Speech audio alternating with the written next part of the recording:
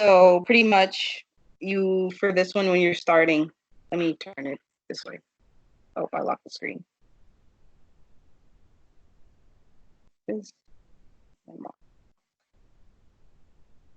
Okay. So for this one, pretty much what you want to do is you want to find, when you're trying to find the rate or the order for one reactant, you want to find you want to find two rows where its concentration changes and the other reactant's concentration stays the same. So if you want to look at, like, let's say NO, you want to find one where its concentration changes and then the concentration of H2 is the same. So that would be the first and the third one, where the H2 concentration stays the same, because you don't want to you only want to see the isolated effect of NO. You don't want to see any other effect. Okay. So you see that going from 3 to 1, I guess it's better to go in this direction instead of going the opposite. So going from 3 to 1, it doubles 2 times, just about 2 times. And then going from, also you will have to look at the rate, like what happened to the rate after the concentration doubled. So it doubles here 4 times. I'm pretty sure.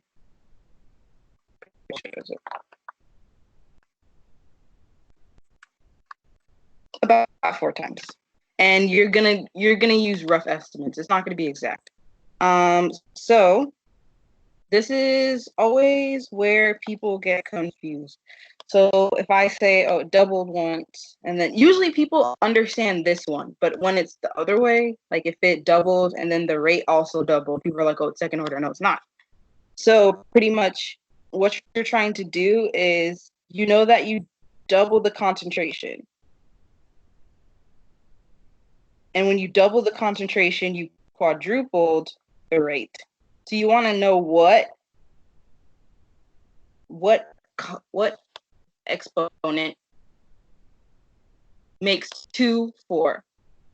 So this is a difficult concept. I have the worst trouble explaining it. But you want to know what exponent gives you 4 from 2. So like raising 2 to what power gives you 4. Because ultimately in your rate expressions, this is what's going to happen. You're going to have, like, let's say you had your concentration was 2, and you raise it to that power. It's going to give you your rate, not concentration, your rate is going to be like 4. So like raising it to what power gives you 2 from 4. So that number is 2. So that means that for NO, you know in your rate, NO is going to be raised to the second power. Please feel free to let me know if you have a question. Oh, okay, cool. I'm glad it does. And then you got to do the same thing for H. So find one where its concentration change, or the concentration of NO stays the same, which is the first thing you need to look at. And then one where it changes. So goes from going from 2 to 1, it doubles. Going from 2 to 1, the concentration also doubles. So 2 to what power gives you 2? 2 to the first power gives you 2. So that's going to be H2. Hope that helps. And then the next, there's a scrolling thing for here. I don't know. I don't know if there's a scrolling. How to see the upper messages.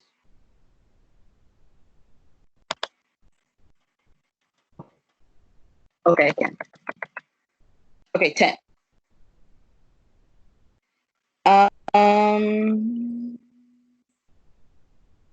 Yeah, this one is, I will agree, this one's a little difficult. And this is why oftentimes you're usually not going to have any kind of slow step with an intermediate, because you have to determine what the intermediate equals, which is what you're doing here. So you cannot create your rate based off of a intermediate.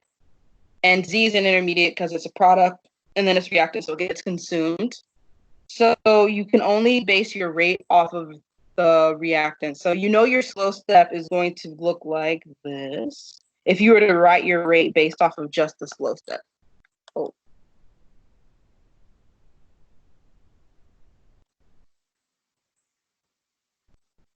Yeah, and it is. That's the point. But you cannot use an intermediate in your rate reaction. That's why it's tricky. So because it would look like this, B and then Z, but Z is an intermediate, so you cannot use Z. So you have to find out what Z equals. And in the first step, you're given that Z, you get Z from two A's. So you can use 2A in place of using Z. So then you would just rewrite your rate as K and B and then A squared. That's what you would do. It's, yeah, that one tricky. Because especially, I mean, the good thing is that they don't give you the wrong, that like the option that you would have like with just the Z, because then you would definitely get it wrong. And you wouldn't know that you got it wrong. And that's bad when you think you got questions right when you didn't, because it's always like kills yourself. Cool. I'm glad it helps. Okay. Next question was one, I think. One is just entails the I values. Don't feel too bad. I was slightly confused when I saw it too. So the I for the sugar, pretty sure that's like sucrose or something, it equals 1 because it has covalent bonds and your covalent bonds do not break apart in water. And then you're going to have to look at your I value for the other one. So this one entails like you have to actually really know. You have to really know like whether or not it's a salt. Like if you cannot tell whether or not something is a salt, you're going to get this one wrong. Like very easily. You could guess, I guess, but it's not good. So you know if it's a salt, it has a cation and an anion, or a metal and non-metal. That's how you know aluminum's a metal, chlorine is a non-metal. So these three here are all salts. And they're all going to break apart into their constituent ions. So A, or aluminum chloride, is going to break up into 4. Copper chloride is going to break up into 3. NaCl, or sodium chloride, is going to break up into 2. And this sugar down here, I think it's like glucose or something, is going to break up into 1. Or it's not going to break up at all. And you know this because you have 1 aluminum, 3 chlorides, you have 1 copper, 2 chloride, you have 1 sodium, 1 chloride. So pretty much what you're going to do is you want to see, like, you know that this 4 is going to be multiplied. In this case, you're given molarity, even though like you truly would be given molality, but it's kind of roughly the same thing. So you just kind of multiply the concentration by the I value, and whichever one gives you like 0.3 is the right one. And 0.00 or 0.075 times 4 gives you 0.3. So you get your adjusted concentrations. This is 0.45 molar. This would give you 0.6 molar. Like if you use the adjusted value, and this would still give you 0.6. So I hope that helps. Next question. Here's your result. Okay. The chat disappeared. Don't know why that happened. Okay, there we go. 3. Okay. So one important thing to know is that at boiling point, your Gibbs free energy is 0. At melting point, 0. All of them, like all of the points, which there's really only 2. It's just about like the direction that matters. At those points, it's 0. Gibbs free energy is 0. So you know that Gibbs free energy equals 0. And you know your formula, which is change in H minus T change in S. So pretty much all you're going to do is plug in everything. So you're given, so 0 equals 59 minus, and I prefer to switch to kilojoules. I don't know why. I just like it better that way. So I'm going to convert my S to kilojoules, 0.365 times temperature. And then you're going to get negative 59 equals negative 0.09365. T, it's going to give you T equals 630. And you're going to put that because you didn't read that it says Celsius. So always read the question. So you got to subtract 273 in order to get 357 degrees Celsius. That's your answer. Next, we're on a roll. Okay, next 12. Oh, this one, actually, I'm glad you suggested this one because I looked at it the first time and I was like, something about this question is really like tricky. And it wants you to notice the fact that, so it gives you 3 K values. So you're given a K value every time for every H that you're going to lose. So every time that it acts as a Bronsted acid, I guess. And you should notice that you have 3 K values, but you only have 2 H's. So pretty much like what this is going to look like, get rid of the sodium. Like that with a minus. And the sodium is like a clue. It's a clue because it's an anion. So that means it must have lost an H previously in order for it to be an anion. So you'd have to notice that and then realize, hey, I'm probably not going to use this first K here because there's only 2 hydrogens. And if I use 1 K with the first, if I use 1 hydrogen with the first reaction and 1 with the other one, then I wouldn't have enough for the third. So that doesn't make sense. I must have 3 hydrogens for each, or I must have the same amount of hydrogens for the K values. Like if I have 3 K values, I should have 3 hydrogens, but I don't, I have 2. So that means we're going to use the second K value. And then you're going to do your little ice table. Yeah. Okay. Yeah. Sorry. And let's just put water right there. And then it's going to break up into H2ASO4. No, that's not it. HASO4 2 minus plus hydronium, if it can fit in there. And then, yeah, you're going to continue on. You don't really need the volume. It's kind of just a trick. I guess, it's like, will this mess you up? Hopefully it won't. And then minus x, 0, 0, plus x, x, and x.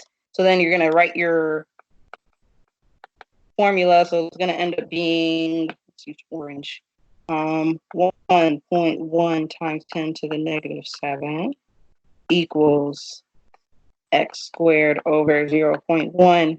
You're going to solve for x, and you're going to get like H3O plus equals like 1.05 times 10 to the negative 4, which is pretty much C. And you could do the reaction again after it loses, because it will lose, it will inevitably lose the third H, but it's the K value for that is so small that it's not going to really have any effect on the concentration of H3O plus. Like if I add 0.000001 to 1, like it didn't really do anything. It's still pretty much just like 1. So your answer is C. And then the next question. Let me scroll down. Okay. Oh, I'm sorry. Did I not? Oh, I guess I kind of did, but I didn't see your question about how you know which ones associate. Yeah, if it's a salt or if it's ionic, so non-metal bonded to a metal, that's when you know. That's when you know. So you have to know that. Like if you don't know that, then pretty much like not really any help to you. But I mean, usually you're gonna get some crazy ones. Like you should kind of look at the CH or the C2 or C12H22. Like that's probably not gonna break up. That's a lot of ions if they all broke up. And the same thing with the glucose. Like it's a lot. But then if you get into things where it's like carbonate, where it's like Na2CO3, like if you can't tell that, you're gonna think, oh, all the carbon and the oxygen are gonna break apart, and they're not because it's a covalent bond. So in order for it to break apart, it has to be ionic, so metal and non-metal. So you gotta know metal, non-metal. I mean, you guys are. I think you guys are. Well, I know. I'm pretty sure you guys have periodic tables, so that one shouldn't be too bad. Um, okay, so 8. We did 8, 9. We didn't do 9. Did we? We did 9. No, we didn't. Okay. We did 10. So let's do 9. This one just comes in the fact that you have to know the way that the graphs look. So second order is linear when it's 1 over something. So the other two, it's not linear. So it's like if it's not linear, then it can't be 0 order because concentration over time, if it's linear, it's 0 order. Natural log over time, it should be linear if it's first order. This one does log. I don't really know what that's about. Should be roughly the same. I'm pretty sure.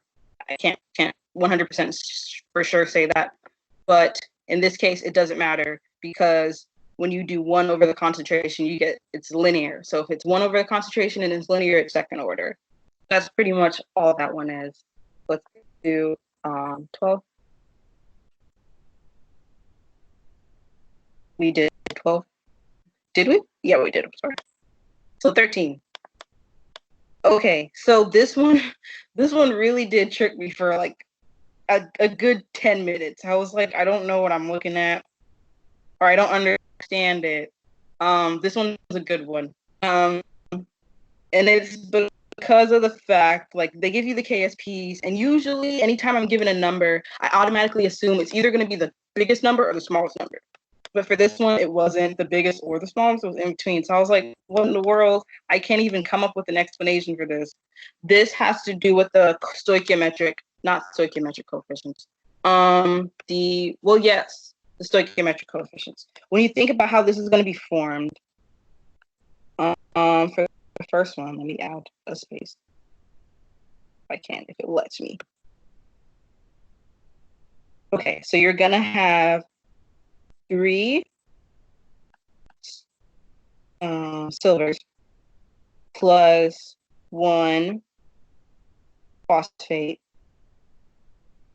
is gonna give you the Ag3PO4, so on and so forth. Keep going. So same with calcium, it's going to be 2 calciums. This just mainly comes down to like, do you know what the 3 and the 2 mean? Like what it has to do with their relative oxidation numbers. So sorry, that is not correct. It's 3 plus 2 PO4, 3 minus is going to give you Ca3, PO4, 2, and then the same thing here. Sorry if this seems tedious. I just want to write it out for you guys so you understand where I'm going. And then this one is just Al 3 plus PO4 3 minus, this is a 3, goes to AlPO4. So I didn't understand what the question was asking, and I had to reread it like 10 times because it was just like, I was like, what does this mean?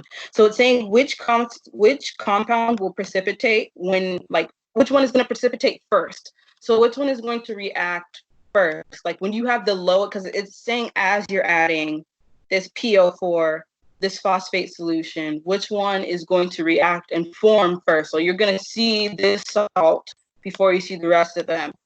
And you're going to see the aluminum phosphate first because it only takes one aluminum to react with the phosphate to give you your product. Whereas with A, it takes 3 silvers. B, it takes 3. D, it takes 3. And for B and D, or sorry, B and C. Sorry, this is, yeah. For B and C, it takes 2 phosphates in addition to that. So it's a 1-to-1 molar ratio for the third one or for the fourth one. So it's like as soon as it's aluminum sees phosphate, it forms and it's like it. Like whereas with the other ones, it's like okay, silver meets phosphate, and then you got to wait for 2 more silvers to come to meet the phosphate, which is going to take longer. Like even if it's surrounded by like silver, it's still going to just take longer because they're equal concentrations of all of them. So that's why the KSPs weren't really relevant. I don't know why they put that there, probably to trick you, but alas. Okay, I hope that helped. And then 20. Okay, this one is another funny one. Luckily for this, I think I wrote both of the equations that you need. So what you're going to need to do is you're going to need to find the Gibbs free energy, the standard Gibbs free energy, and then take that Gibbs free energy and use that to find the equilibrium constant. So it's like a multi-step problem. So like change G equals, and this one, you got to know how many electrons are being exchanged. It's pretty important. And you're going to have to recognize the fact that it's 2 electrons, even though it doesn't look like it.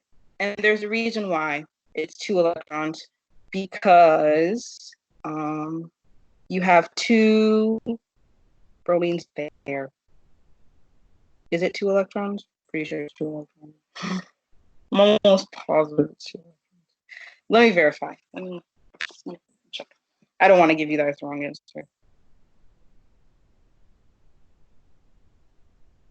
So,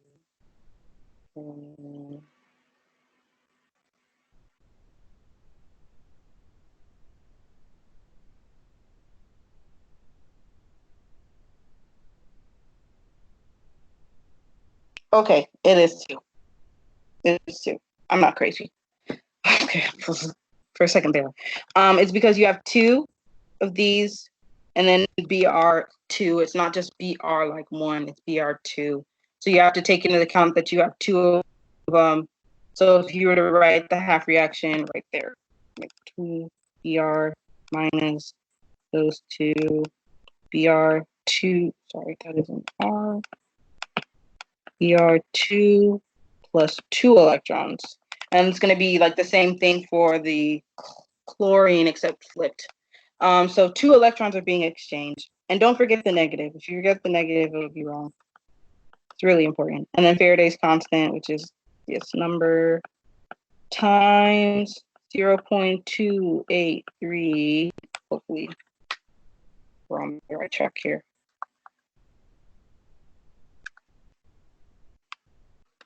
This gives you negative 54610 joules, and that's going to equal R, which is 8.314. And you can use 8.314 because you're not given, it's in joules, not kilojoules. And then 298 Kelvin. And then ln, okay. And then you just divide. Oh, and sorry, don't ever forget the negative. It's very important. Divide by 8.314, then divide by 298. And then you're going to get 22.042 equals natural log of k, and then you raise that to the e power, and this to the e power, and then you should get hopefully your answer, which you did, because if you didn't, I'd be like, well, I don't know what to do. It's just in my calculator, it's not in scientific notation, so it looks terrible.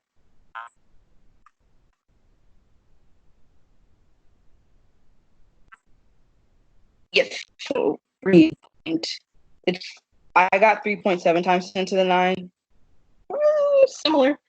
I wouldn't get too caught up on that. Don't be that person that's like, it's not the exact same number. Well, it's pretty similar. Just put it in, move on. If you know you did the right calculation, just move. And then 26.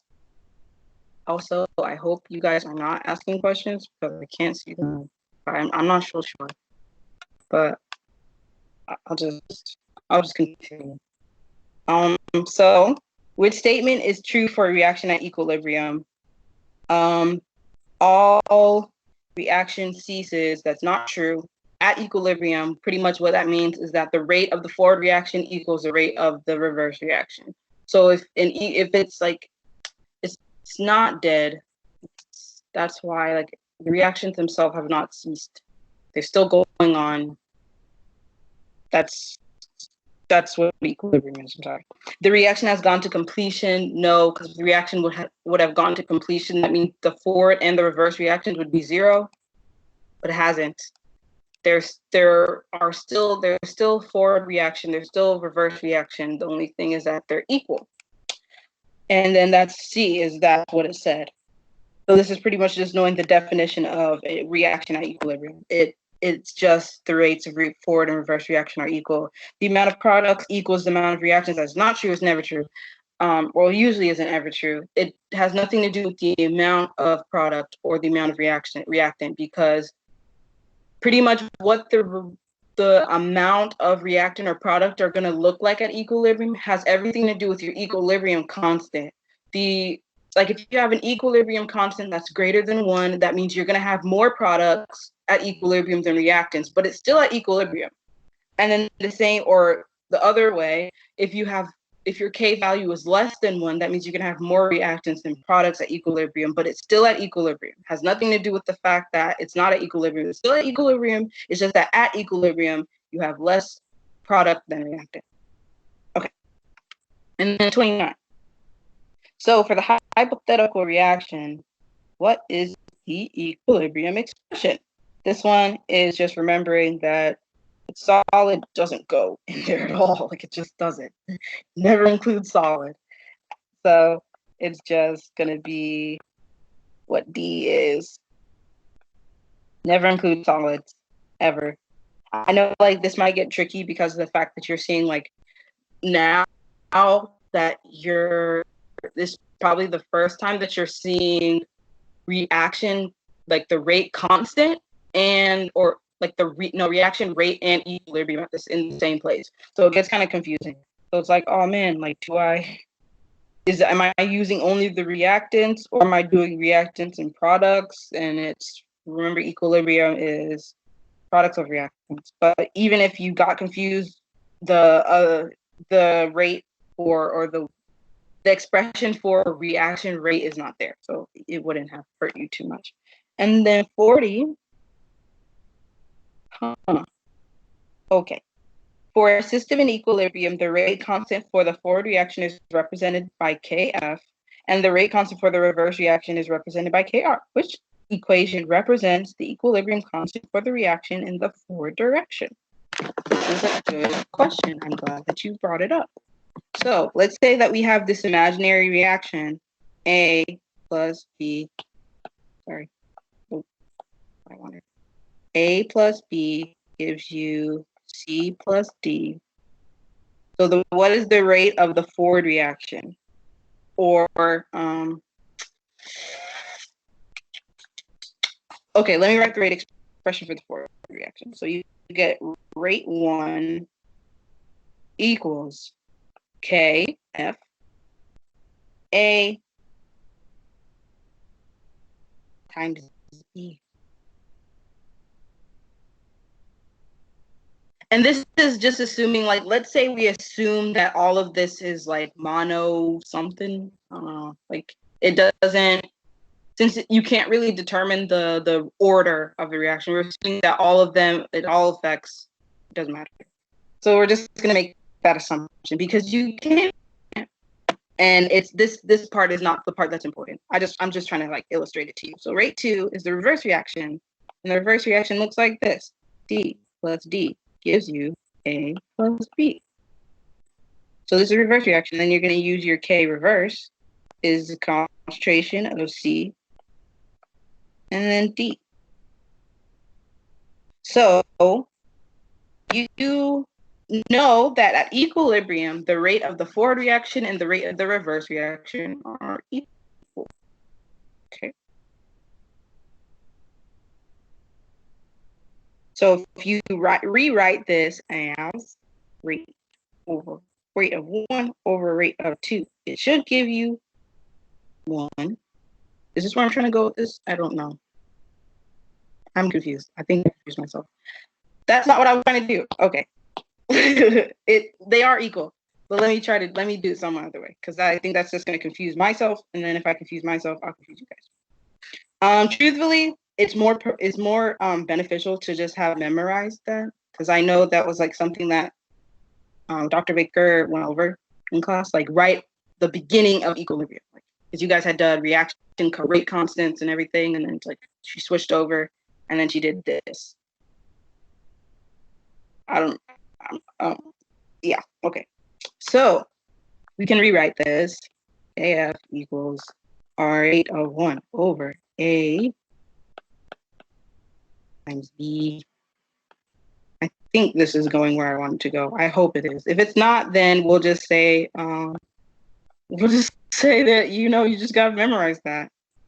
Let me see if I can make sense of this. I don't think I can. Okay. Okay. Yeah, I don't think I can. So I'm sorry I brought that up. You might just have to memorize this one. This one is just one that you'd have to memorize. Because I feel like I could reason through it eventually, but I'm probably not going to, because I'm probably not that smart. And also, it's a waste of time. So yeah, that's the explanation for 40. That's just what it is. I'm sorry. And then 51. Sorry. Okay. Calcium carbonate decomposes upon heating to calcium oxide and carbon dioxide. What mass of solid calcium carbonate is required to produce 2.4 liters of carbon dioxide at standard temperature and pressure?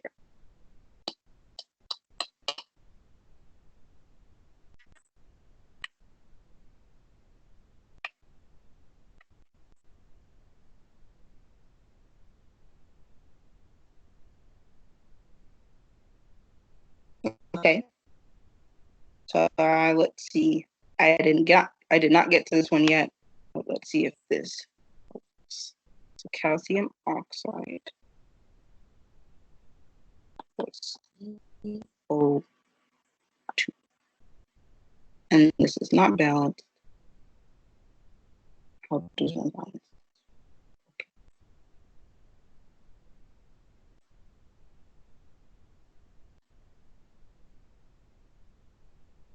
That work? Yeah. Okay. What mass of solid calcium carbonate is required to produce 2 liters of carbon dioxide? Okay. Now that I'm reading it, it's not so bad. Okay, so you had to have written out your formula. That's good that I did that. Okay. So you have to remember the fact that at standard temperature and pressure, 1 mole of gas is equal to 22.4 liters of gas. So you can convert this to different things. So 2.4, if you want to find out how many moles, let me write it out. I don't know why I'm doing it in my calculator. So 2.4 liters, you want to convert that to moles. So you do 1 mole CO2 22.4 liters. 0.4 divided by 22.4. That's going to give you, I want it in regular, 0.107 moles of CO2. And then pretty much what you're going to have to do is just go backwards. So this is your best friend stoichiometry. Pretty sure that's what it's called. I don't know. I can't remember. It's been a long week. 107 moles. And please, please, please, always put the specific moles of CO2. Otherwise, it's going to get really difficult if you make a mistake, because then you won't know where you went wrong. So it's like if you just put 0.107 moles and you don't know moles of what, it's just going to confuse you. So don't do that. Okay, and then you're trying to go from moles of carbon dioxide to calcium carbonate. So you know that for every 1 mole of carbon dioxide, you have 2 moles of calcium carbonate. I really hope that I balanced that properly. Okay, so 2 moles of CaCO3 over 1 mole of CO2. CO2. Okay. And then you're going to end up with 0.214 moles of CaCO3 because moles of CO2 cancels. Okay. And then 0.214 moles of CaCO3. You want to convert that to grams. So you're going to have to calculate the molar mass, which pretty sure that calcium is 22.98 plus 12 plus 48. So I hope this is right. So about 83 grams per mole of CaCO3. Hopefully this gives us the right answer. It does not. I think I calculated that wrong. 1 second. Oh! 1 second, sorry. I do not have a periodic table with me right now. I should have done that. So moles for periodic table.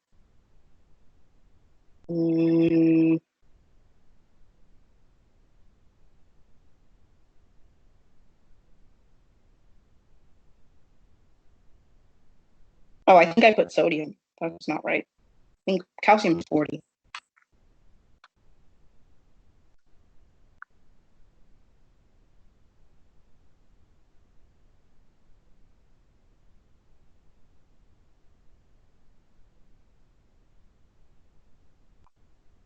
Either way, I don't think I did the right thing.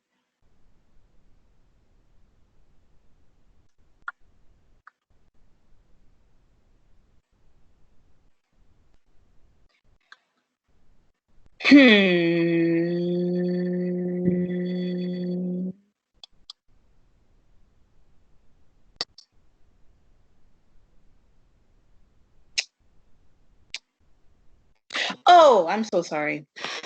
This is not right. It's all 1-to-1 ratio. I balanced it wrong, and that created all the big plus. This should be a 1. It's all 1-to-1 mole ratio. This is why you don't do math in your head. Or actually, that wasn't math. I just forgot the oxidation number of calcium. So you should have gotten that. I apologize yet again. This number was wrong. It should be like 100 because 40 plus 48 plus 12 is 100. And then you get 10.7. Yay, we got there eventually. I apologize. And then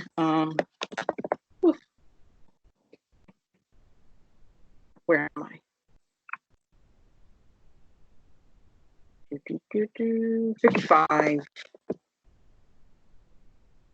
So 55, using the bond dissociation enthalpies in the table below, estimate the change in enthalpy or the disproportionation of hydrazine described by the equation below.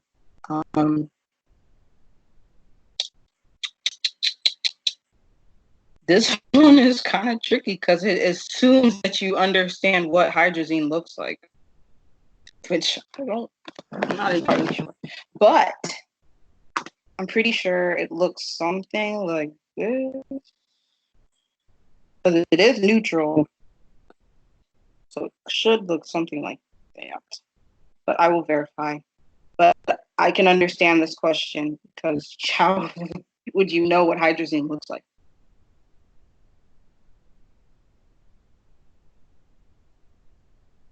I'm sorry, I did that wrong. There's 2 H's, which means that you would not have a double bond. So it's gonna look like that. So, the way that some people do it is break all the bonds and put them all back together. I kind of like doing it that way because then it's easier to keep track of. So how much does it take to break one bond? One NH bond is 163. So 163 plus 2 times 388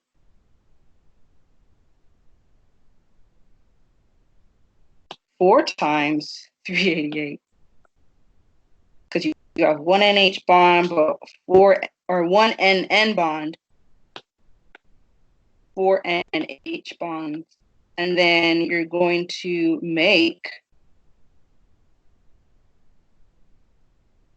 a lot of NH3 bonds. Oh, sorry, times 3, because that's a 3 stoichiometric coefficient. So 4 times 3 times 388 plus 163, because N2 is 3 double bonds, or it's 3 bonds, sorry, not a triple bond, not 3 double bonds. 944.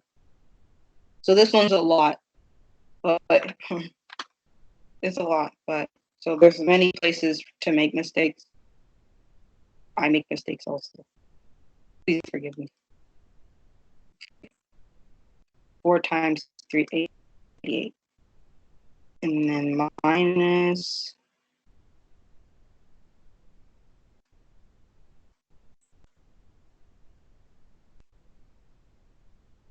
and I did the math and I promise you do get D. But like I said, take into account all of the bonds that are breaking. So break all the bonds and put them all back together. I guess it could be easier to break one bond. I mean, well, actually, you don't have to listen to everything I tell you. If it works better for you to break one bond and then add the N, then no, just break all the bonds because you're going to get confused because you don't have like the proper ratio. It's a 3 to 4 to 1. So like you're creating 2 different molecules out of 3 of one molecule. Like you're creating 5 or 2 different, but it's like I would break all the bonds, put them all back together.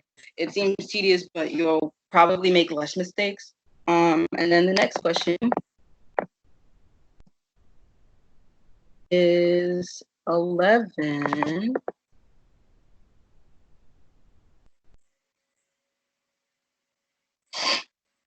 Okay. This one is kind of like Hess's law.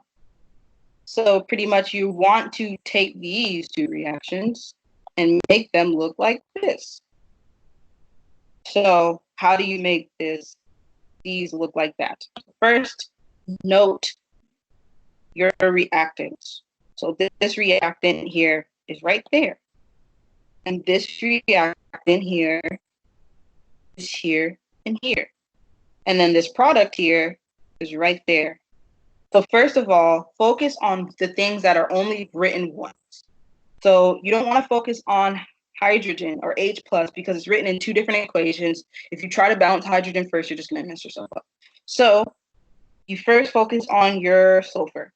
So sulfur is written in the wrong place. It's written as a product. You want it to be a reactant. So you got to flip that equation. So you want S2 minus. Let me write it lower just to save confusion. S2 minus plus H plus gives you HAS minus. And then you also look at the next thing that's only written once, and that's your H2S. So H2S is written here. It's in the wrong place again. So you're going to want to flip the equation. So you're going to have HS minus plus H plus goes to H2S. So this is pretty much as far as you can go. You don't have any other reactions to manipulate. So pretty much what you can do is cross things out. So you can cross out HS minus. It's written in the product and the reactant side. And then you have two of these H pluses. So you can add, when you add them together, it's going to add. When you add both equations together, you're just going to add those. And that's going to give you H2, H2S. And that's the right equation. So the question is, what do you do with those K constants? So when you flip the equation, you inverse the K constant. So your new K constant for this reaction, reaction 1, is going to be 1 over 9.5 times 10 to the negative 8. And for 2, the new K constant for 2, since you also flip that, is going to be 1 over 10, or 1 times 10 to the negative 19. So then what you're going to do is do the inverse of both those K constants and then multiply them together.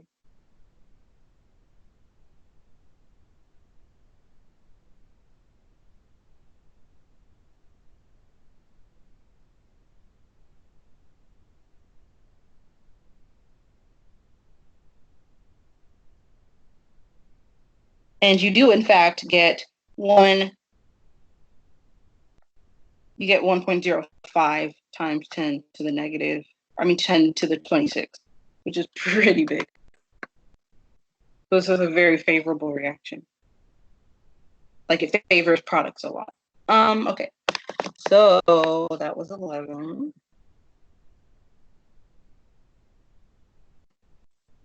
Oh, I'm sorry if I missed some of your questions. I was like all the way up there.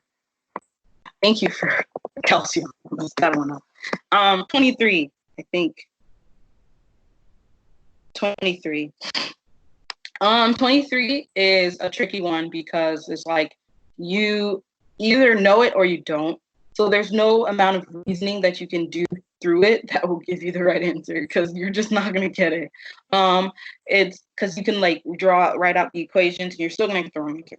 So pretty much increasing temperature increases any kind of reaction. It doesn't matter whether or not it's endothermic or exothermic, it's gonna increase the rate of reaction. Just because there's more energy in the system. Yeah. We're not talking about equilibrium. We're talking about rate of reaction. It's going to increase rate of reaction regardless. For endothermic, exothermic, you add more energy into the system, particles are going to collide fast or more often, and you're going to have more like reactions going on. So that is the answer to 23. And then 25. Yes, 25. Okay, so you add a catalyst to the system represented by this energy reaction coordinate diagram. Which dimensions in the diagram are changed? Okay, so if you add a catalyst, that means you decrease this right here, this right there. You decrease that, which is called your activation energy. You're going to decrease that. So if you decrease your activation energy, and let's say you get a new graph, I'm not good at drawing, sorry. Whoops, that's too different. And it's like this, looks like that. So the reaction energy is smaller, or that's not straight, but you get the point. So still it's smaller. The distance,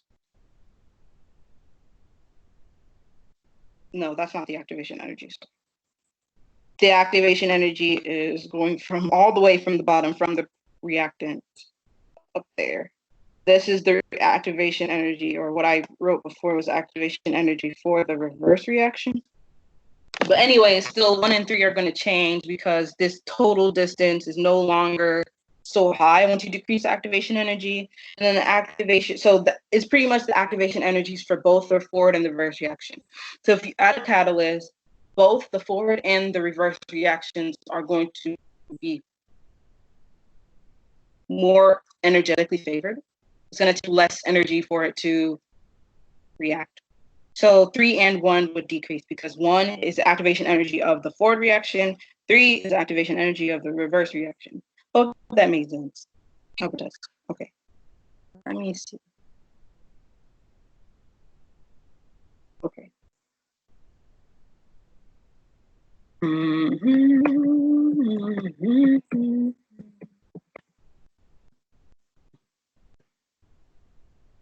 And then I was told to do 42. Okay. 42. Okay.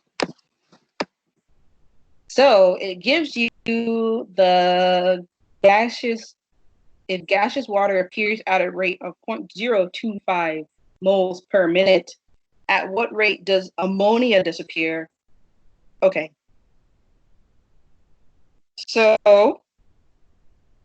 first step, you know that this is like the rate of appearance, disappearance, and its relation to the rate. So this is what you're gonna have when you write it all out. So rate equals negative 1/4 of the change in NH3 over change in time. Should be change in NH3, and then equals negative. I'm not going to do all of them because I don't need to.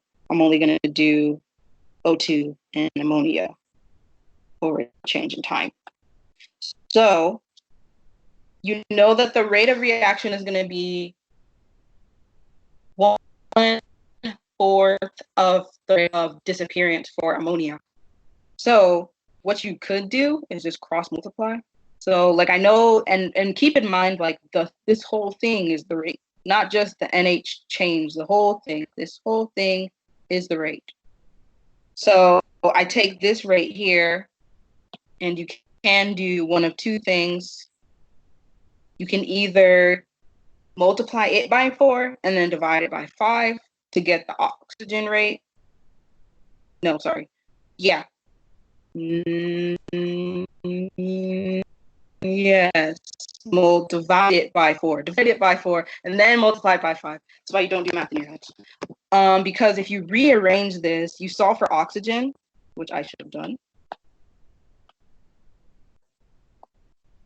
O2. Yes. Change into going to equal 5 over 4 change in H3 over change in temperature. I mean time. Does that make sense? I hope it does. Because if it doesn't, then I'm really sorry. But oh, I've been missing questions. You don't add them. For the K constant, I'm assuming no, you never add them. You never do. Ever in a million years. You don't do that. Ever. That's only for enthalpy. When it's like Hess's law, enthalpy, you add them. Is it like increased rate or reverse reaction for exothermic? Yes and no, kind of. Like not really. It's more so just the rate in general is going to increase, regardless of whether or not it's endothermic or exothermic. The rate of the forward reaction is still going to increase. It's still going to increase. It's going to increase. All of it's going to increase, no matter what. Because if it didn't specify the forward reaction or the reverse reaction because it meant the forward reaction. If it doesn't say reverse, it means forward. Okay. But I hope this makes sense. Okay. And then the next question I was told to do was 33.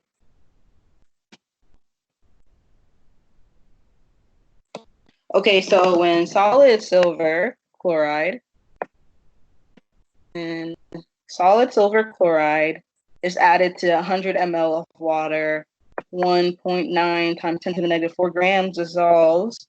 What is a KSP?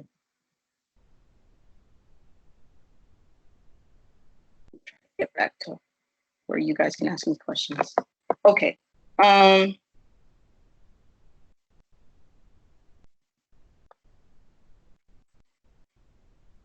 So this is almost kind of like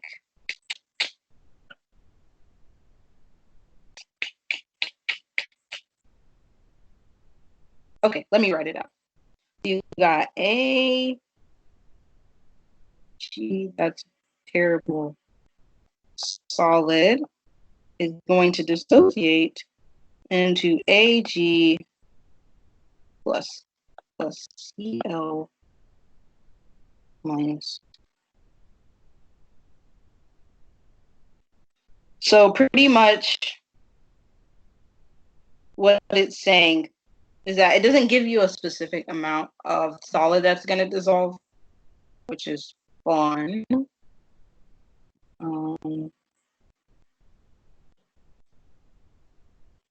So first steps first. It tells you how much dissolves, and remember that. I guess the important thing here to remember is that solubility, or KSP, is going to equal the concentration of Ag times Cl. Minus. Yes. So keep that in mind while I'm doing this stuff. Okay. So it says you got 1.9. Please ask questions if you have them. Minus 4 grams. And then you know the molar mass is going to be, I should write it out. I'm sorry. So 1.9 times 10 to negative 4 grams divided by 143.4 grams per mole.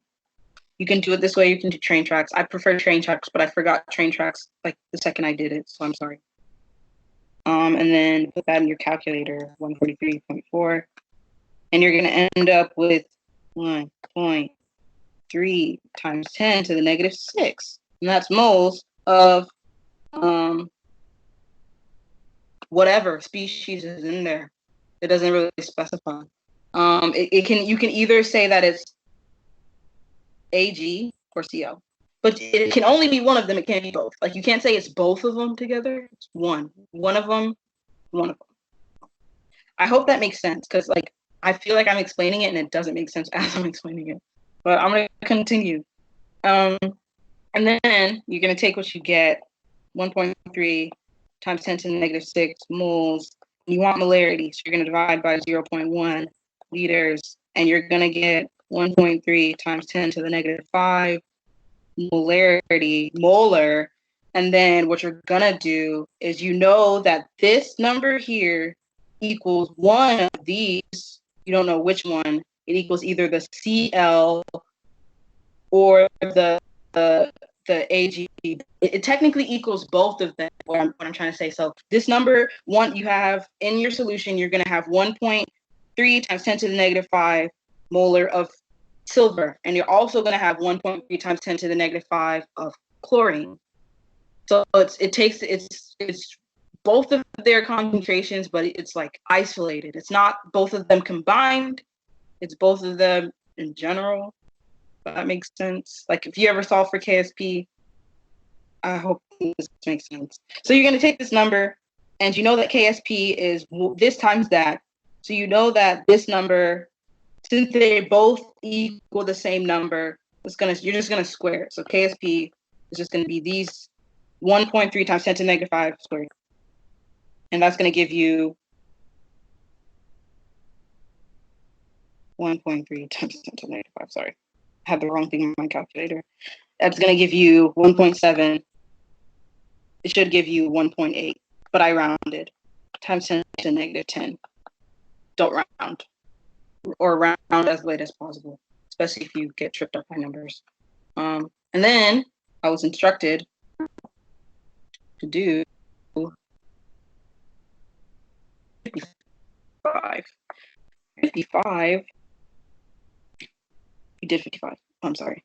Oh, sorry. You asked a question about 55. Why did we do reactants minus products instead of products minus reactants? That's a very good question. The reason why you do that is that you need energy to break bonds. That is not true. Breaking bonds uses energy. Yes, breaking bonds releases energy, and then forming bonds. I don't know. You just do. I'm sorry. That's not a good question. Not a good question. That's not a good answer. You just do. I try to rationalize it to myself, and I feel like I'm not the best source of doing that because I'll just confuse you and myself at the same time. Because when I first learned it, I was like, oh, it's because energy is released when you break bonds, and you need energy to form bonds. And then I feel like somebody told me that's not right. And then because that would actually be the opposite. So, it just is. For Gibbs free energy, for entropy, for enthalpy, it's always reactants minus products. Always reactants minus products. No matter what, it's always going to be reactants minus products. For Gibbs free energy, for standard Gibbs free energy, standard enthalpy, standard entropy, it's always going to be reactants minus products. I don't think that was much help, but I'm sorry. I too often get caught up in trying to explain things and then realize after the session I explained it wrong. So I don't want to do that. So 36. 36 is an interesting one, to say the least. A Lewis acid is an electron pair acceptor. A Lewis base is an electron pair donor. So in NH3, you got electron pair right there. It's going to attack the copper. Same thing in this one. You got NH3. It's going to attack that hydrogen. And then here you got OH. OH has 2 lone pairs. Going to attack that hydrogen. Na or CO. I think it could be because of the fact that it's not ionic. Like perhaps if they had the ionic forms of these, it would be different. But they don't. So like if I have CO like that, and then you got boom boom.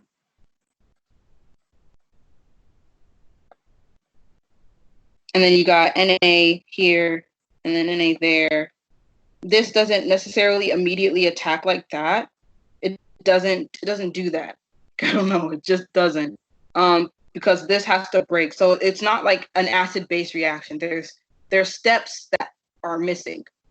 If that makes sense. Like this is not just going to attack that, because then this Cl would also be attached. Like this is forming 2 different molecules, as in the other ones, or it's creating like 2 of the same. Like this is going to have to break up at some point. If the reaction was like this,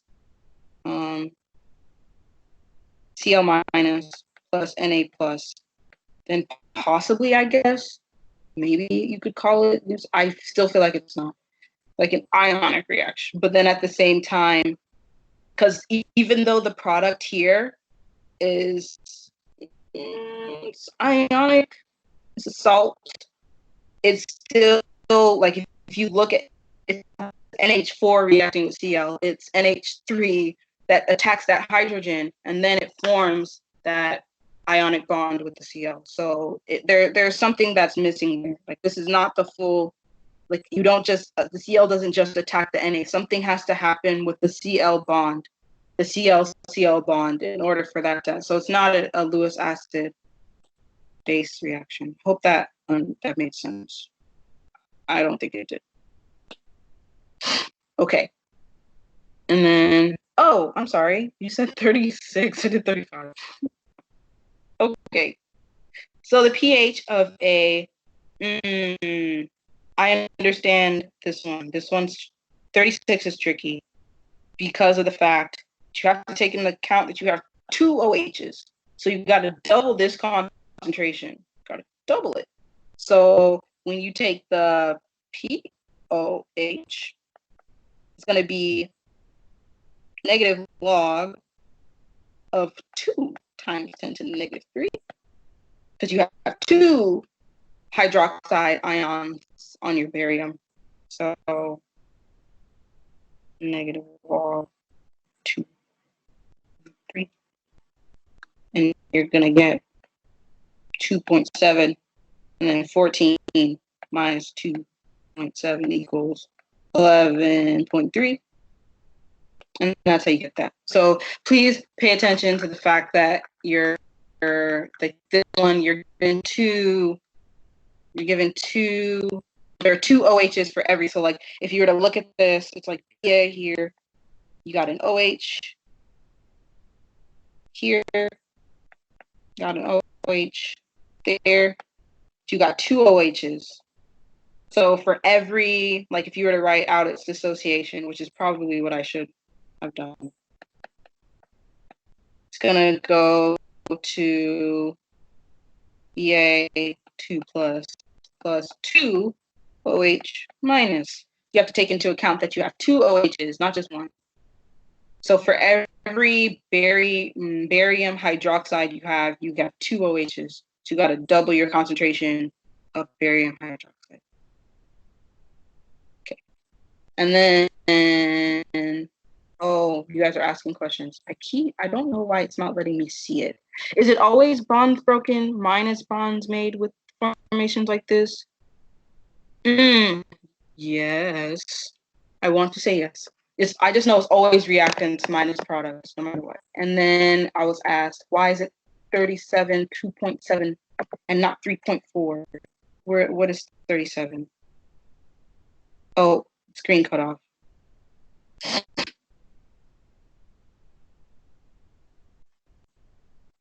Okay. Let me do 45 first.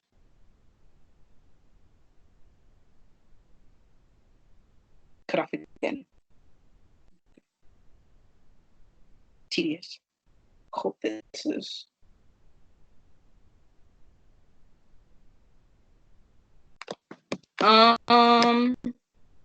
Hope you guys can see the screen. So 5 T 1/2 equals ln 2 over K. So this one's not so bad. You guys see the screen? I don't know if you can, because on my computer, it doesn't look like you can. No, you cannot. That's troubling. It says it's on.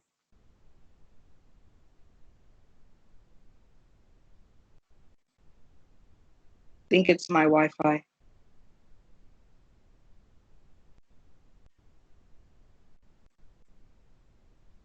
How about now?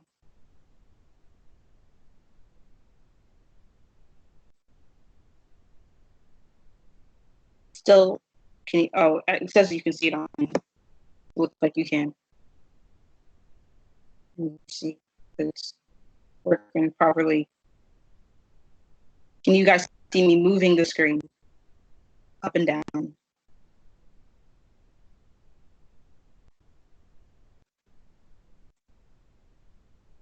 Yes, no. Oh, you're responding. Sorry. I swear I don't know what's wrong with the computer. It's not showing me the response. Okay. So this one's not bad. just do your T half-life, gives you the half-life, and you just solve for K. I'm assuming. Yeah, so you just flip the script. So you get K equals ln 2 over T half-life.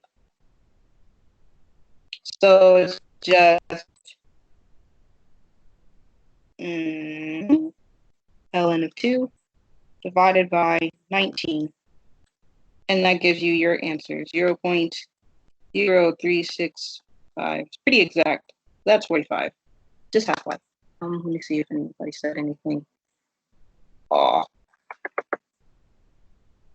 Okay. Chat. Computer, like, there's no more, got rid of the scrolling bar. Scroll bar, that's what it's called.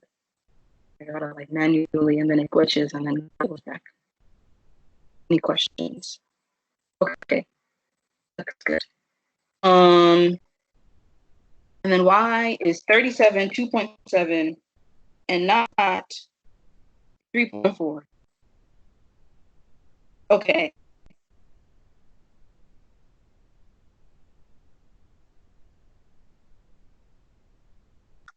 So if I take negative log,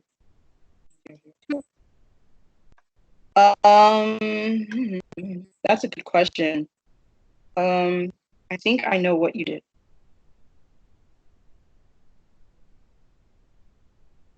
So oftentimes you're given a lot of extraneous information that you don't need. And 37 was one of those problems.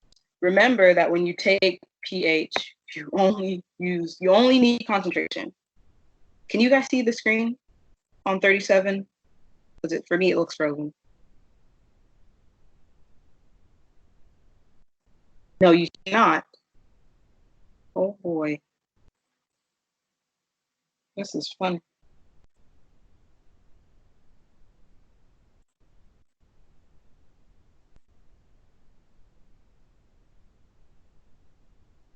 Okay. Hope now it's working. But for that one, you only need concentration to find pH. You do not need moles. Like if you fell into the trap of using this like volume there, you're like, oh, I got volume, so I'm gonna take the molarity, multiply it by the the volume and get moles. But what does moles tell you? It doesn't tell you anything.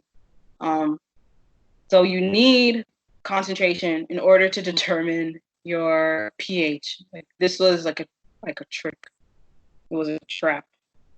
So you 2.7 because you're taking the pH of 0.02, 0.002. Like when you think about it, concentration already takes into account volume. Like you don't need to retake into account volume, or you're gonna mess yourself up. If you have concentration, when you find pH, you need concentration. If you have concentration, ignore everything else because you have all you need. That's it. And no problem. Also, 32. Let me click off of that. Hopefully, you'll see your questions now.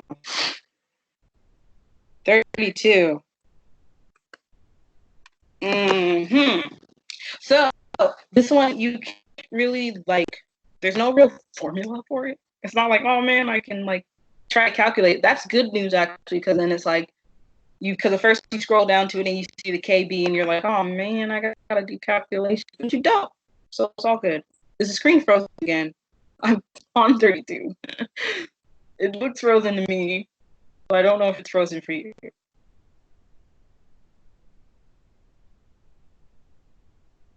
I hope it's not. I hope it's actually on 32.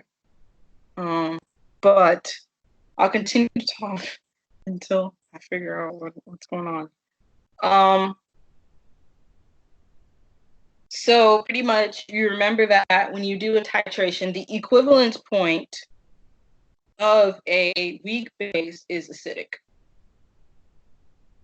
So pretty much you're using you want a an indicator that covers the range of the equivalence point. So like you want it to change pH roughly at the equivalence point.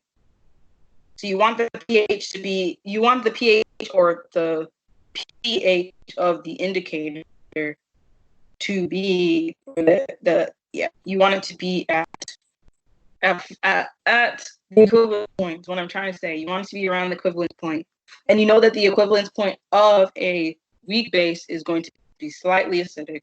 So the only thing here that's slightly acidic is 5. 9 would be if it was a acidic or it was a weak acid titrated with strong base, but it's not. 13 is like way too much. That would be strong acid titrated with strong base. No, actually wouldn't be anything. Never mind. Don't. It would just, that's just like, oh, do you know the material? This would be like if you killed the NH3 would be A. D would be if it was weak acid and you killed the weak acid. Hope that helped. Okay, 48. 48. 48. 48. Okay. Hope it's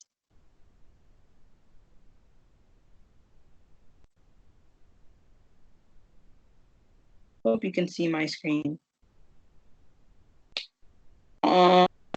So it says the KEQ for this reaction for 48 is less than 1. What is the strongest base in the system? Okay, this is important.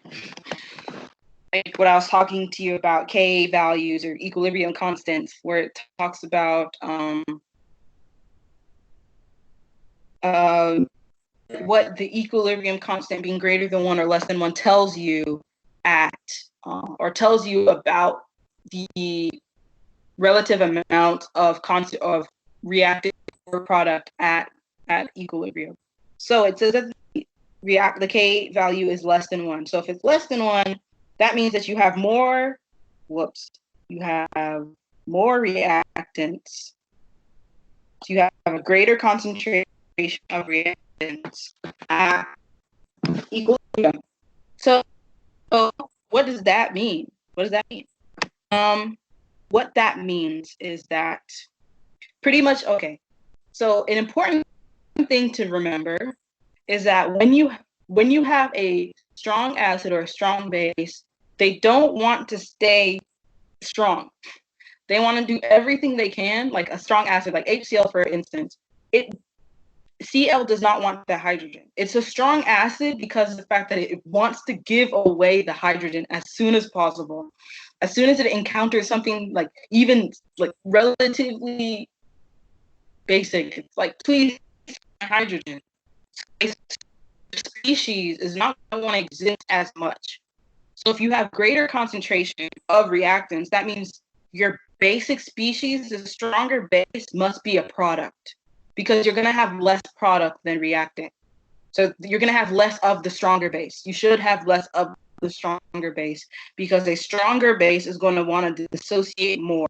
So it's not going to want to regain, or it's not going to want to have, or it's going to want to take an or a hydrogen. It's going to want to grab that hydrogen. It's like, please give me a hydrogen. So it's going to prefer to have a hydrogen than to not have a hydrogen. So looking at CN, the base for the reactant, the product, the reactant is CN. And the base for the product is C6H5O minus. So you have more reactant because of the fact that the C6H5O minus wants a hydrogen. It wants to exist as the C6. This is phenyl. It wants to exist as phenyl. Like it doesn't want to exist without that H. That is why. So you can tell the stronger base, you're going to have more of the weaker base because the stronger base is not going to want to remain in its state. It wants to get that hydrogen. It wants a hydrogen. It does not want to not have a hydrogen. That's why it's a strong base, because it quickly snatches a hydrogen. So you're going to have less of it. You're going to have more of its conjugate acid. That makes sense, hopefully. And then 49, what the density of a gas is 1.96 liters at 1 atm and 0 degrees Celsius. What is the density of this gas at 0.855 atm and 25 degrees Celsius? Okay, so this is going to involve your friend Ideal Gas. Pretty sure it's Ideal Gas. Okay. But it's going to be a derivation of it. So ideal gas law is like this. PV equals nRT. But you're not given V or N, really. You're given something different.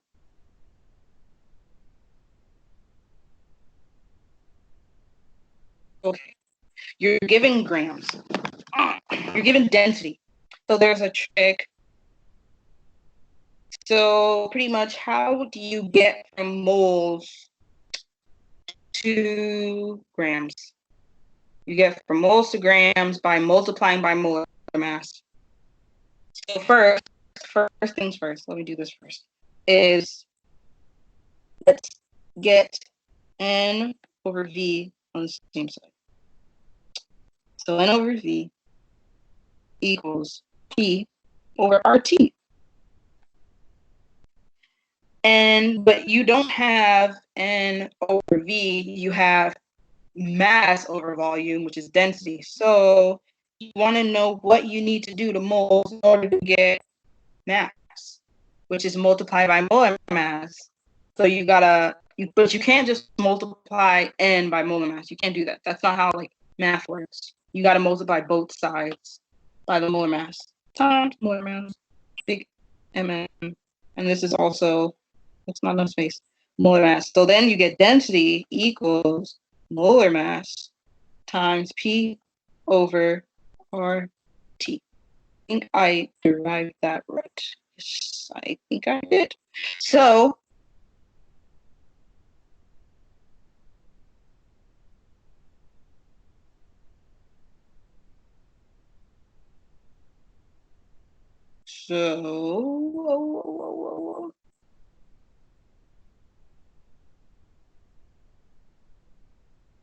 what you don't have.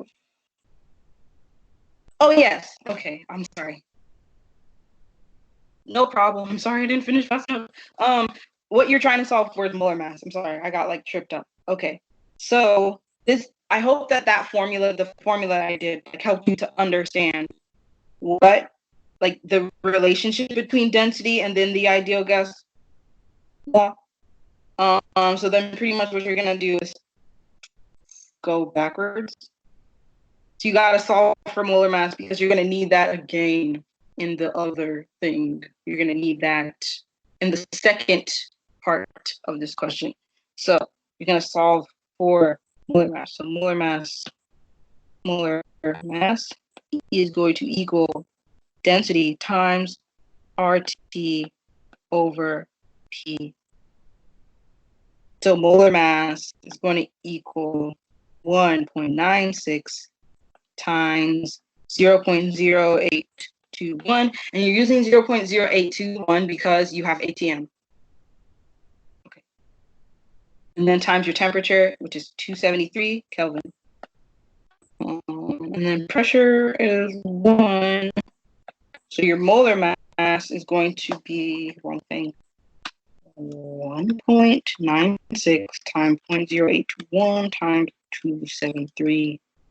So your molar mass is 43.9.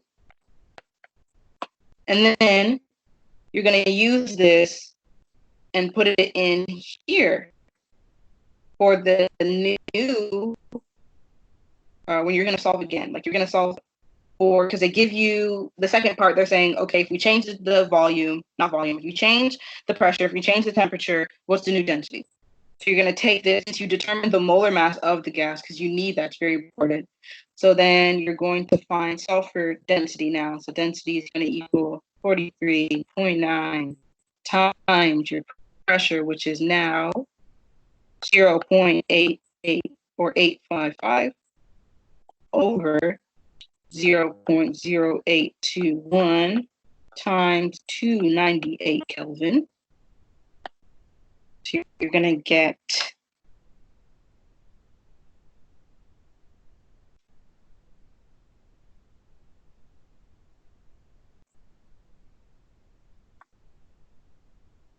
you're going to get 1.534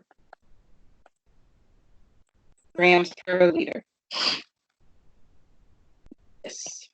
And to save time, I didn't put units, but I hope that didn't confuse anybody. And then 47 is good. So which of the following is expected to be the most soluble in water?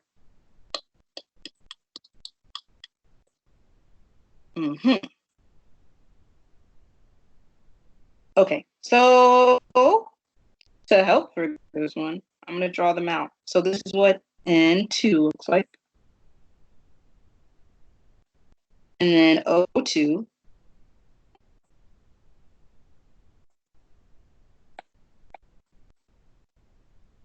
And then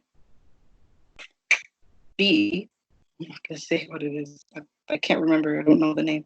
It looks like this with the hydrogen coming off. And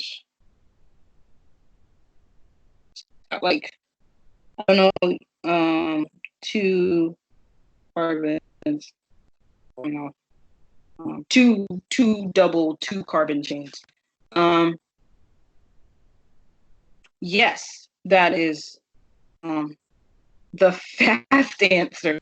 Yes, that's the answer. It's pretty much why.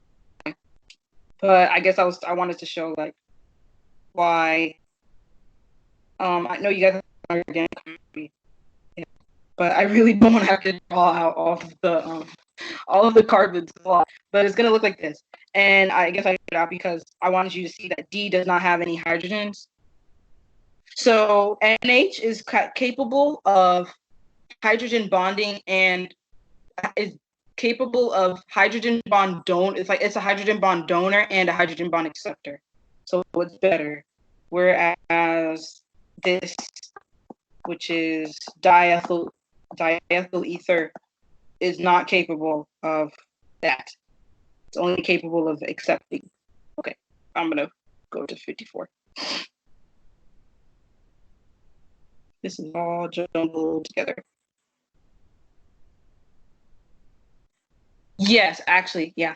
Like similar bonds is like dissolves like. So the closer you get to the type of solution, like water, if you pour water in water, it's just like instantly just all together. It doesn't require anything.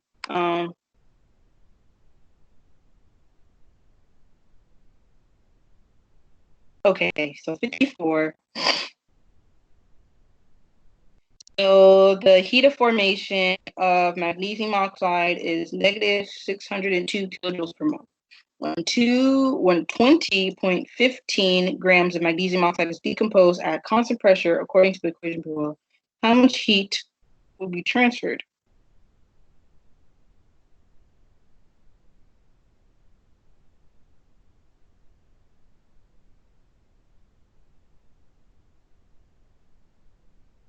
How much heat will be transferred?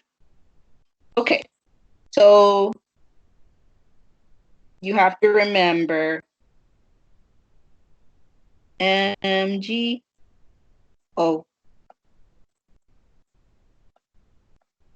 Heats of formation is only for 1 mole of product. So this right here, this is the formula associated with that heat of formation, not the 2 mg. Oh, because you only have 1 mole of product when it's heat of formation, not 2.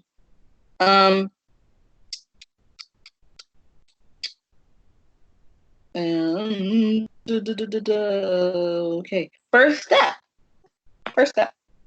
is to determine your moles of MgO. So let me try to add some more space because it's negative 602 kilojoules per mole of MgO. So per mole, gotta take that into account. So you gotta convert from that to moles. So 5 grams of MgO and don't know the molar mass of magnesium.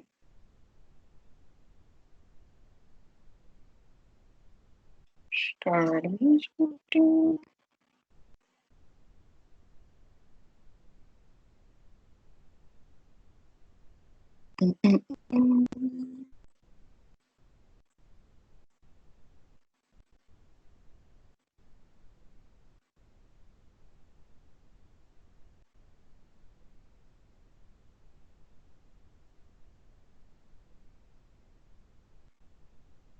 So it's 24.3. Sorry, that took a while. 24.3 plus 16. 40.3. So 1 mole of MgO over 40.3. Bye. Or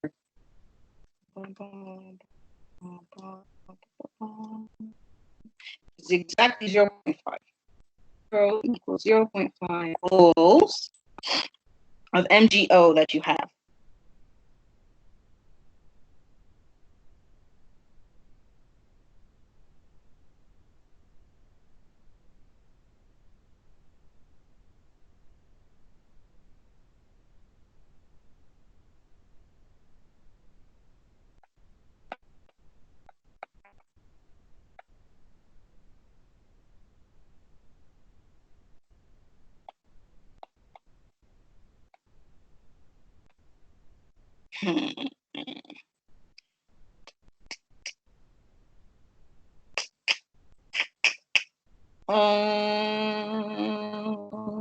Where am I going with this?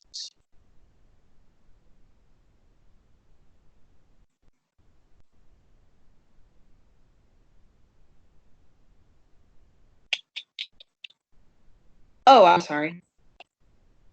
So what I should have done was rather than picking that, I should have just remembered that the fact since its heat of formation is associated with 1 mole, I should have just doubled that.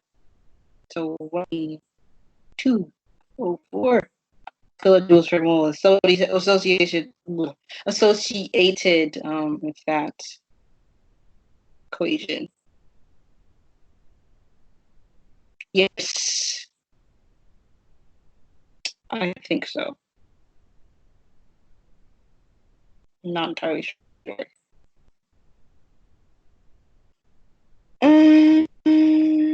This one is a little tricky.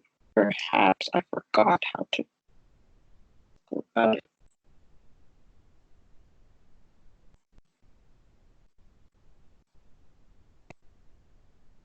Because if I took 0.5 times it's a pretty big number.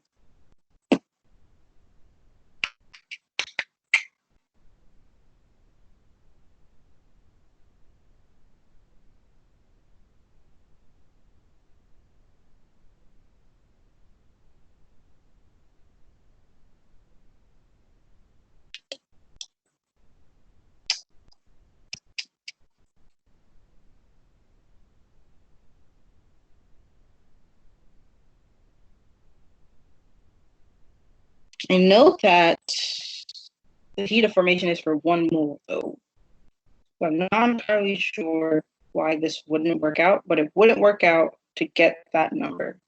Because I would have to somehow find some kind of way where I would end up multiplying this like overall by 10.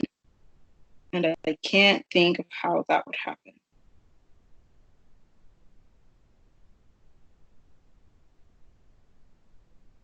Yeah, I cannot think of that.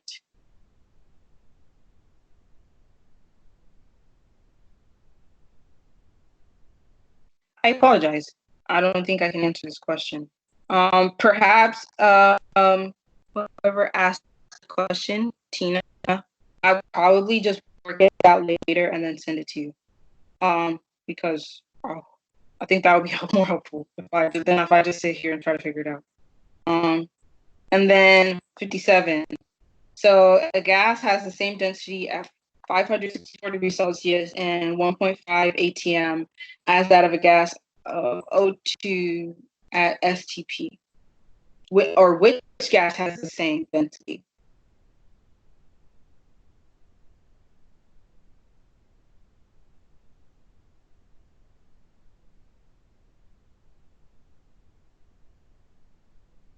That's a good question. Okay. I'm assuming it's going to be that similar formula. Oh man, I forgot it, but PV equals RT. And then you do your equals.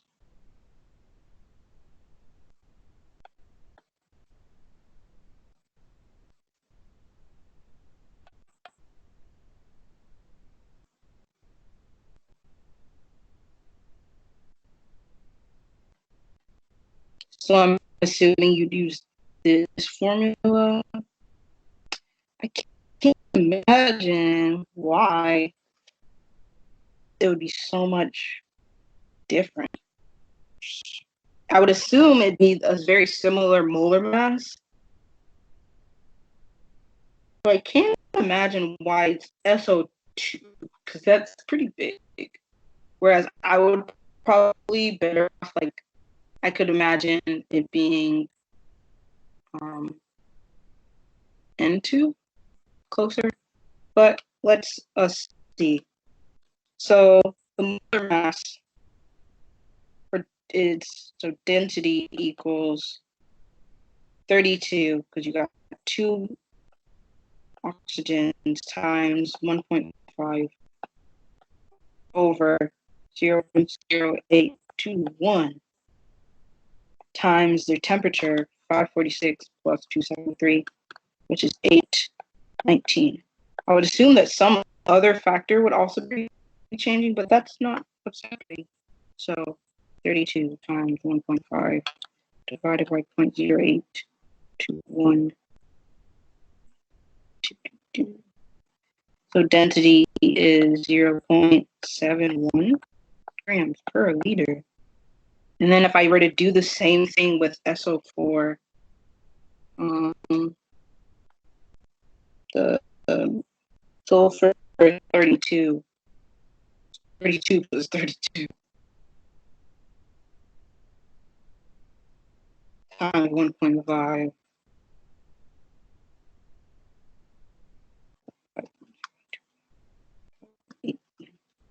So I couldn't see how it would have the same density. Perhaps there's something I'm missing here, because it would have exactly double the density when I calculated, but I think it might have to do with this fact that something is changing.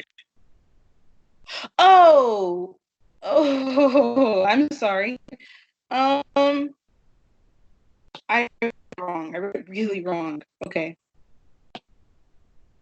So this would be 54, and it would give you your density of 1.4 or 1.43. Okay. And it's saying that would have the same density as oxygen at STP, not oxygen with the same conditions. My bad. So this is of your SO2, and then here's your O2. Would be the same formula. D equals molar mass times pressure over RT. So density, so molar mass of O2 is 32, and your pressure is 1 atm at STP, and then your 0.0821, and then I'm pretty sure it's 273 Kelvin. I made this mistake once in an SI session, and I apologize if anybody was is currently here right now, but it's pretty sure it's 273, and I said it wasn't. And divided by 273. And then you get the same number. Sorry. So that is why. Don't be like me and thoroughly read the problems. So pretty much you'd have to go through each and every one of them. And yeah, you'd have to go through each one of them to determine the specific thing to verify. If you first solve for O2 at STP and then solve for all of the other ones. So this is one of those ones where it's like, I guess if you pick the right one first, you're in luck. But if you don't, then you're going to go through all of them in order to determine which one's the correct answer. So it's like guess and check with the answer choices. Any more suggestions on questions to go over? Anybody have anything?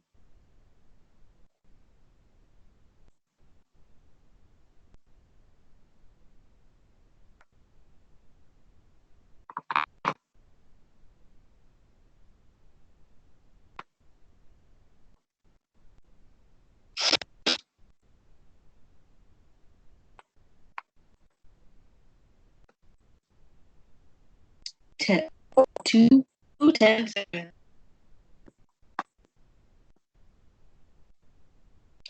Oh, 2 is kind of, you kind of have to just know it. I think it's called the Claudius Clapeyron or Clapeyron equation, where it's that natural log of P is change in H over R times 1 over T, or more commonly, as you've probably seen it, is ln of P2 over P1 equals change in H over R times 1 over T2 minus T1, 1 over T1. Pretty sure it looks something like that. You just kind of have to know it. That this is one of those ones where it's like, you just have to know it. And you have to remember that it's inverse T because it's 1 over T here. It's not T, 1 over T. That makes sense. And then, yeah. The vapor pressure threw me off because I was like, what's VP? But that's the rationale for that. Can you guys see my screen? Because it looks frozen on my computer. Okay, it looks like you can see it. Okay. And then 10. Oh, it's off.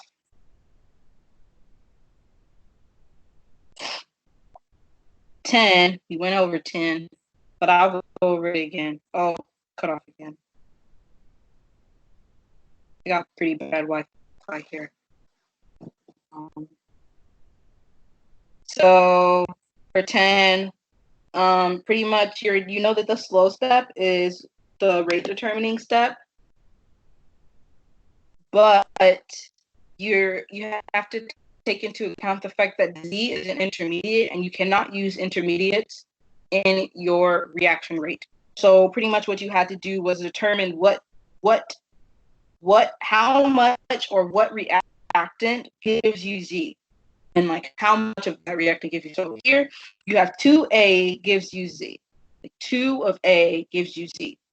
So you kind of have to like make that kind of relation that like 2 of A is approximately Z, and then you put that into your reaction or that into your rate and go from there. Okay. So 7. Okay, so this is you're gonna need your Arrhenius equation for 7. I will admit, when I looked at 7 the first time, I thought it was the wrong answer, and it's not. Because I always say that catalysts do not affect the thermodynamics. But this isn't thermodynamics. This is kinetics. So it's different.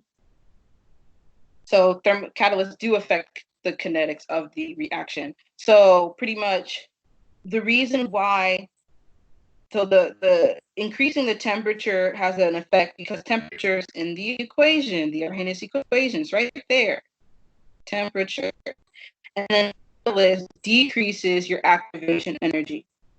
Because like you have a catalyst here, and then like prior, like whoop, and then it goes down, and then you add your catalyst, and then it's like whoop, and then like that. So it lowers the activation energy, so it would change your rate constant, which K is your rate constant. It should be low, small k, but I'm not really good at differentiating between them because I just draw all my k's the same.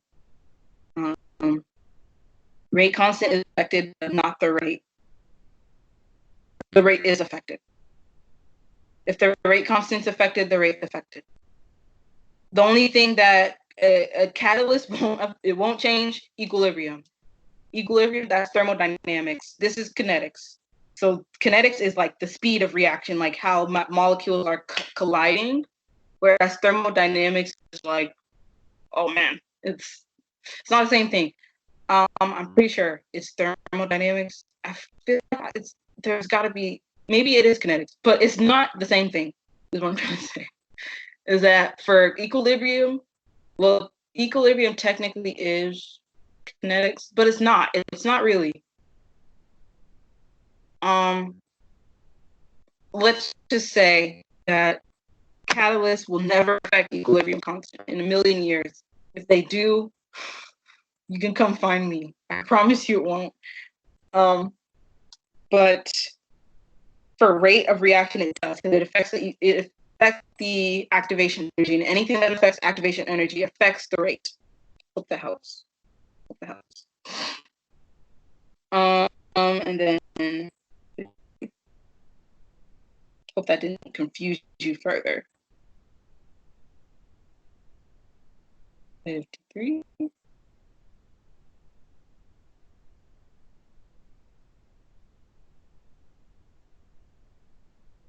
Okay, I'm glad. I'm sorry. I make a lot of mistakes.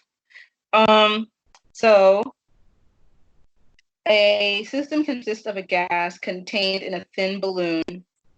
Will the final be curved? It's an ACS final. So maybe.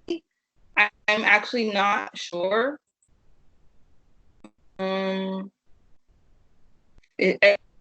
Usually ACS finals are curved because usually like people probably do wrong on them or bad on them. When I took the ACS final, it was curved. I don't know what I got on it, but like I just wanted my like final grade, and I was like, all right, I'm good. But I'm pretty sure it should be curved, but don't take my word for it. So yeah, that's my little like caveat. Okay, a system consists of a gas contained in a thin balloon. If the balloon deflates as the temperature of the gas changes from 90 degrees to 20 degrees, what happened? It says that heat is transferred out of the system as work is done on the system. So it says the balloon deflates as the temperature decreases. The balloon deflates as the temperature decreases. Okay. Is it open note?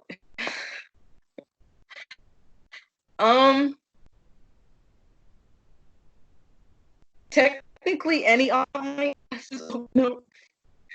If you're that kind of person that wants to cheat. But no, it's not. It's not open note. It's not. I don't cheat. It's okay. Stay really hard. You'll be fine. If there is cheating, it won't be curved. Like let's say like if it is curved, the final is curved, and then a lot of people cheat, then it won't be curved. Like so that's a problem. Like take it to be honest. I don't know for sure, but it's not open note. There's no final that I've ever taken in my life that's open note, especially not in this class. It's not open note. Unless she said it was open note, and if she did, then God bless her. But I wouldn't, if she didn't tell you it's open note, then did she say it was open note? Did she say that in class? Did I miss that? She said it was open note. I don't know.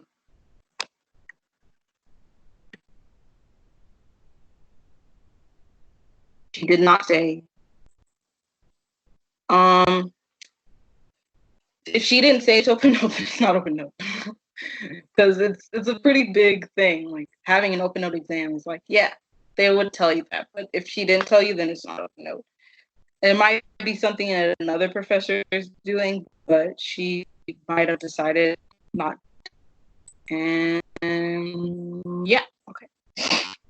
A system consists of gas contained in a thin balloon if the balloon deflates as temperature of the gas changes. So that means it's okay. Yeah, if she didn't say anything, it's open note. It's not open note. It's not open note. If she would have specified that. That's like a big thing to specify. Okay, so pretty much as temperature decreases for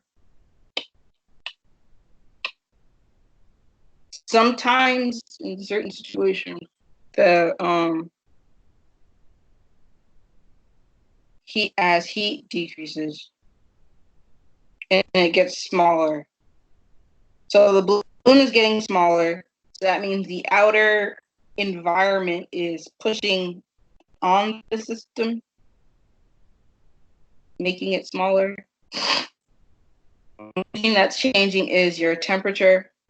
So that means pretty much is like, I guess the way that you can imagine it is that as the air inside the balloon gets smaller, then I guess you can say that the molecules outside of the balloon are bumping in and stuff and colliding and making it smaller.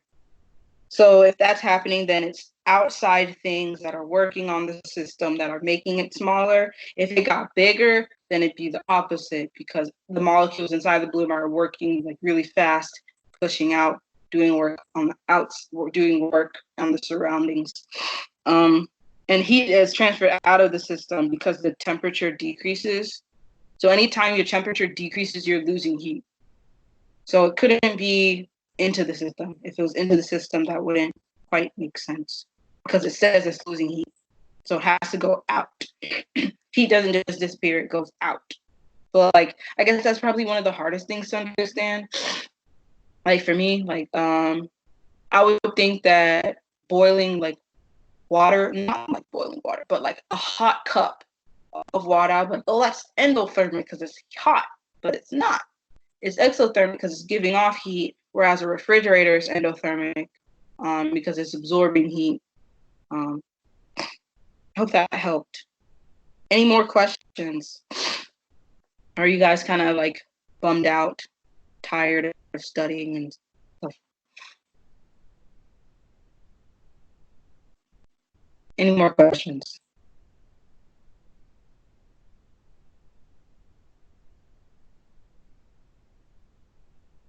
Yeah, I understand that. This is arguably, well, it actually is the most difficult of the gen eds. It has the highest DWF rate of all gen ed. There's one other class that has a higher DWF rate, but it's like this like super advanced math class.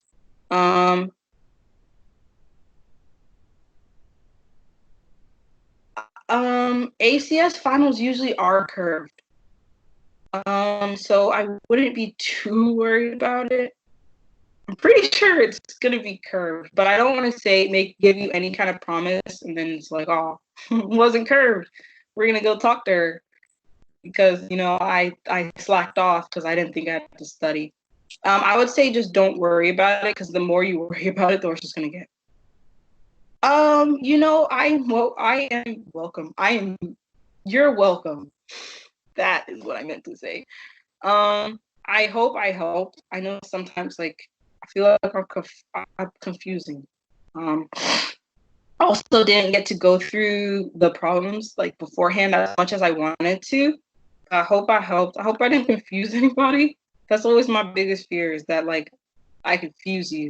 And then it's like, oh man, you were better off having not come. So I hope I helped. It's a little difficult with online platforms because then I can't even like see your confusion on your face. If you have confused face, usually I'm like, what's wrong? But I can't see the confusion, so I don't know if you're confused. Um, so I hope I helped. I'm glad. Okay. Um, so